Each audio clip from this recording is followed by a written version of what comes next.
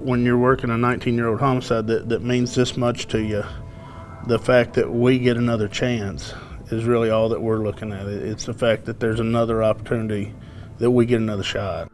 Missouri State Highway Patrol Master Sergeant Bud Cooper got another chance to solve the 1998 murders of Sherry and Megan Shear in the spring of 2017. But it's how he got that chance that makes you question the order of things. It came after learning a stranger had talked his way into a home in Memphis, Tennessee, then brutalized a teenage girl in front of her family. And it happened a full year before the Shear murders. Then, a rape kit that could have identified that suspect sat on a shelf for 20 years. If only that rape case had been worked harder. If only that suspect had been identified sooner. If only. So what if it was just a drifter and that's why nobody knows him? You walk in and see what someone has done to them? I don't know how we kept missing him, and he just fell through every crack there was. I'm just a firm believer that there's more cases out there. My mother would leave for work and tell us, do not let him out of the house. He doesn't always stick to the same weapons. He doesn't always do things the same way. At the end of the day, it's for the girls. So you need to make damn sure you've got all the answers. I'm Kathy Sweeney. This is Chasing a Ghost, Chapter 4, A Monster Revealed. A few notes before we begin. The lead investigator in the Shear case, Missouri State Highway Patrol Master Sergeant Bud Cooper, passed away in May 2025. The comments you will hear from him in this chapter come from past interviews I conducted with him. Out of respect for the Shear family's privacy, I will not be using the first name of Sherry Shear's husband. This episode does contain descriptions of sexual assault and murder that some listeners may find disturbing. Please listen with care.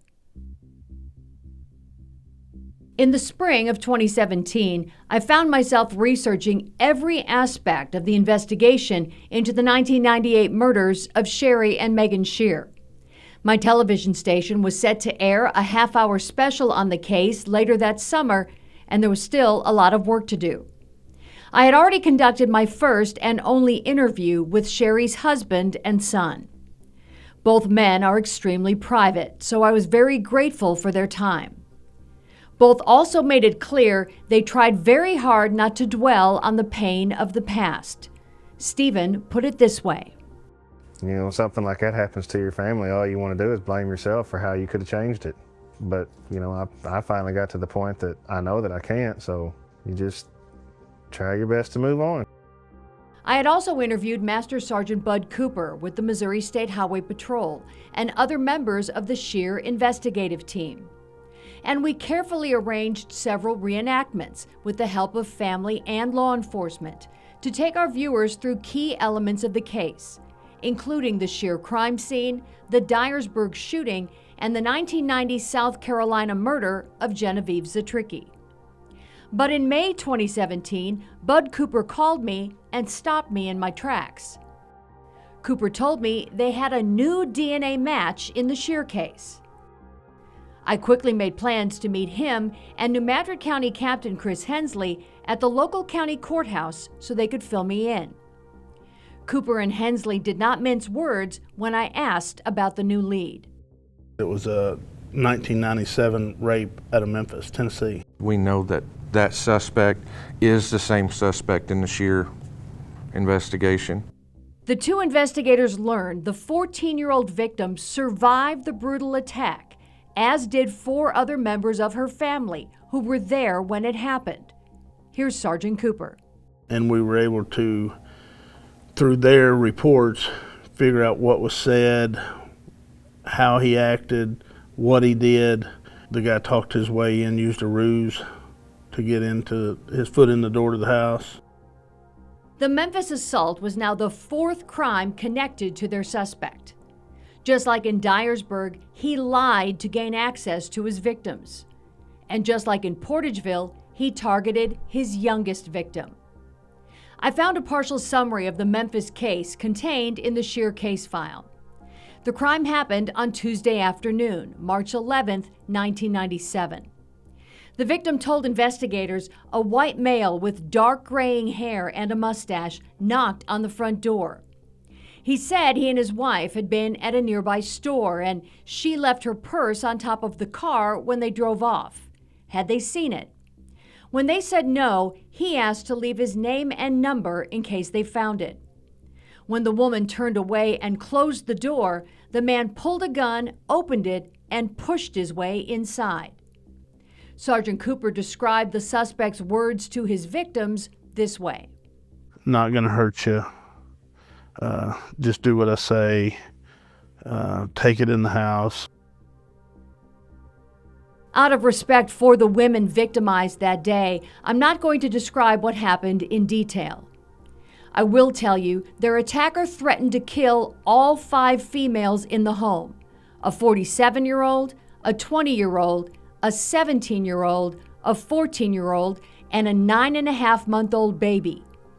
He bound the 4 older victims with duct tape and a phone cord, and he chose to sexually assault the 14-year-old. He then took the oldest victim's car keys, told them not to scream, and left. The stolen vehicle was recovered in Memphis 2 days later. Missouri State Highway Patrol investigator Don Wyndham reviewed the Memphis case and quickly found similarities to the Scheer crime scene. Not only the DNA, but the way they were bound and tied and the way he took items away and brought things in. Some of those things match. And Sergeant Cooper learned another interesting point from one of the Memphis victims. She felt the composite drawing from the Dyersburg, Tennessee shooting looked more like her attacker than the one created by police in the Memphis case. She said if the mustache would have been drawn in, a full mustache, that was a much better likeness. Sergeant Cooper explained the new DNA match happened after the Memphis Police Department recently found an untested rape kit from the 97 case and sent it to a lab for review. The information was then entered into the FBI's Combined DNA Index System, or CODIS, where it matched the DNA of the Scheer's unidentified killer. We have worked on our case for 19 years, and now we've got a new case that we hadn't worked on. It's not clear why that 1997 Memphis rape kit sat untested on a shelf until 2017. Published reports at the time indicated the Memphis PD was working to test a backlog of more than 12,000 untested kits around that time, some dating back to the 1970s. Former New Madrid County Sheriff Terry Stevens remembered the significance of the delay. If I'm recalling right, Memphis PD had a rape kit sitting on the shelf for X amount of years, never been tested. Yes, sir. And finally, somebody got off their can down there and said, we got to get these rape kits, multiple, tested. And that's how we matched him to the rape and home invasion in Memphis. That's right. That's lazy police work. There is a note in the Scheer case file that indicates the Memphis Police Department closed the rape case in April 1998, pending the discovery of any new information. That's just 13 months after the home invasion sexual assault of a teenager by a stranger. Stevens also said this about the Memphis case.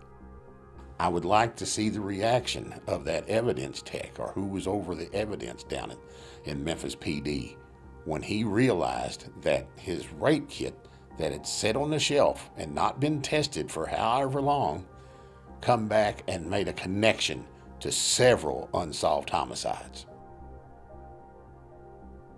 Southeast Missouri investigators now had 2 DNA links in their 1998 double murder case.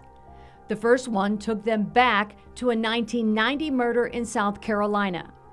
And now the second one took them back to a 1997 sexual assault in Memphis. 2 crimes that came before theirs. 2 chances to catch a monster before he made it to Portageville. I asked Sergeant Bud Cooper about those missed opportunities.